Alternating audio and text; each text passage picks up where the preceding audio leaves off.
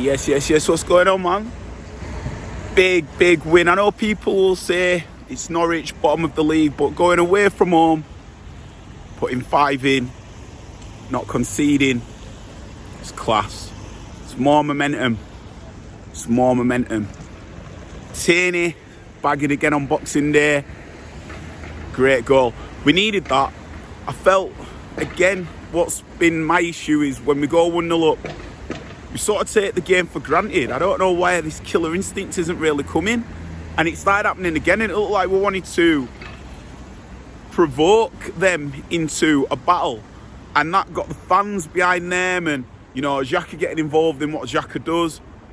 We saw it at Liverpool. I actually commended Arteta being on the touchline and stepping up to Klopp, but it G'd up the fans, and we should learn from that, especially away from home. Away from home, our main intention should be to quiet their fans, especially when we 1-0 up, play them off the park.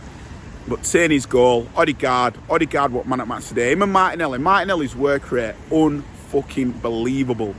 His tenacity to work back the way that he does, his hunger to win the ball, unbelievable. But Odegaard, the spaces that he was getting, the balls that he was playing through, sensational today. We really do have a player on our hands, and as I said a few games videos back, I feel that he can do the job against majority of the teams in there, and it's just about, can he push on doing it against the bigger teams, the teams above us. So there's time for him to grow into this, but there is an absolute baller there, unbelievable. Smith Rowe coming off the bench again and scoring, quality to see. Not a lot to add today, really. Just great to see that this consistency's been built. Let's make sure that we can continue this now against Wolves on Tuesday.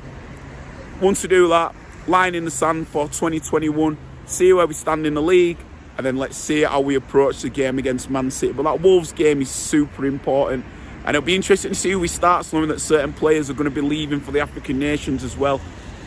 One more thing, Arteta, again, sometimes his subs I don't get it. That's all I'm saying. Sambi Lokonga's played amazing when he's been in.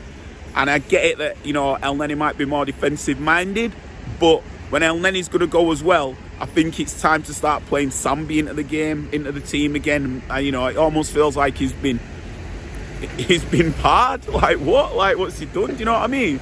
So, yeah, that was my only thing, but that is such a harsh critique. Oh, and Ben White.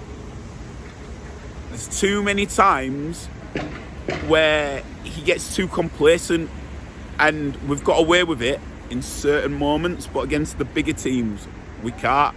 And it's almost like, again, he takes the game for granted in certain situations, or a ball he did in the second half. But there were times when we're getting caught on the ball as well. In previous games, he's done it. Gets too close to the man. And this isn't a shot at him. I rate Ben White. I think we've got a baller on our hands again there for the next decade. In fact, I would like to see next season, when Saliba comes in, us play Saliba and Gabriel and Ben White, but have Ben White as the third, and when we push on, have him as like a defensive midfielder, almost patrolling the free. And then that means we can push Tomiyasu and Tierney up top, but that's a different conversation for a different day.